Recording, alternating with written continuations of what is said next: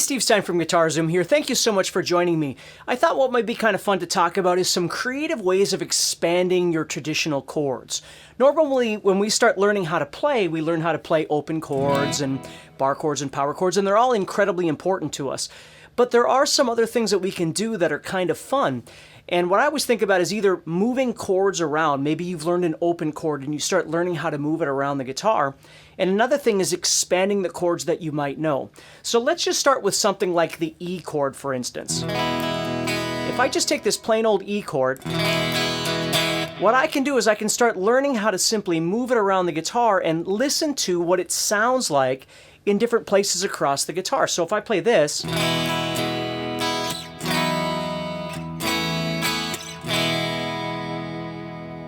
it sounds kind of colorful and open versus playing like, bar chord style.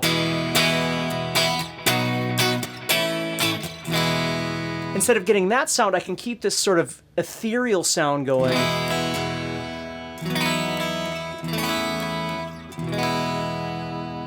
And you can learn to move all kinds of chords around. You can take your C or your D chord.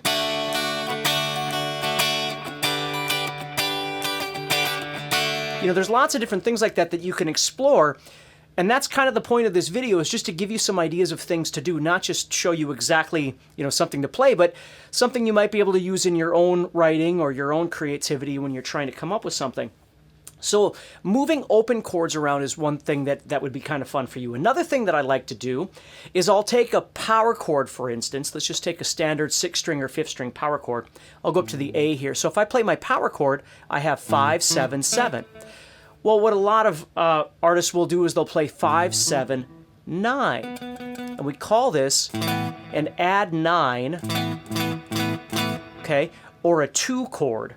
An add 2 chord. And basically, don't worry about the theory behind it, but what I'm doing is I'm taking one of my roots, I have an A here and an A here, and instead of playing the root twice in my power chord, I'm changing that note to another note. And it winds up sounding really nice.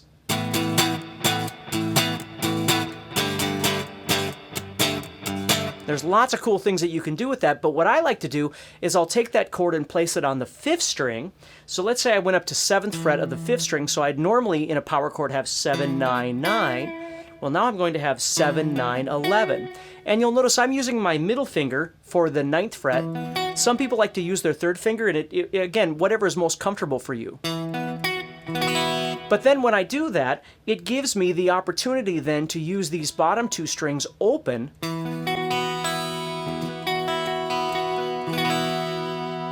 So then I'll move that around.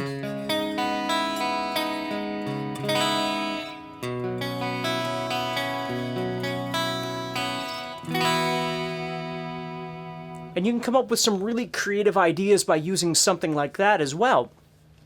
So again, don't get lost in the theory and all that sort of thing. Really try and use this as a creative means to come up with something maybe a little bit different and a little more interesting for yourself to keep you wanting to practice and trying new things. And then the last one I want to show you is just this idea. What I'm going to do is I'm going to play, for instance, the 2nd fret of the 4th string and the 4th fret of the 3rd string. So I have 2 and 4 here, those 2 notes. And I'll take that shape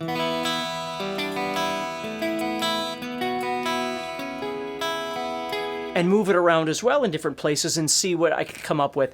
And then with this chord, oftentimes I'll use the 5th string open,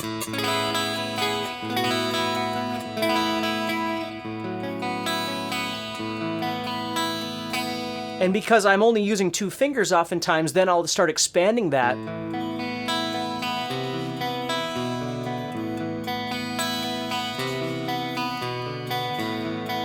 And start trying to make up other little things around it as well, since I have fingers that I'm not actually using on the guitar at the time.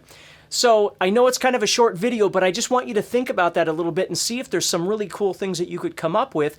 And if you have any other suggestions, please leave them in the comments below so other people can get some ideas as well. But the goal here is just to stay positive and to keep practicing, and not just playing, scales and all that sort of thing, which are really important, but also spending some time just enjoying the creativity of the instrument and the sounds that this thing is possible to to make on this as well. So anyway, take care, stay positive, and I'll talk to you soon. Hey, thank you so much for watching. Make sure that you click the subscribe button so you're always notified when I have new videos. And if you need help choosing a guitar course that's perfect for you, make sure that you click the Help Me Choose link in the description.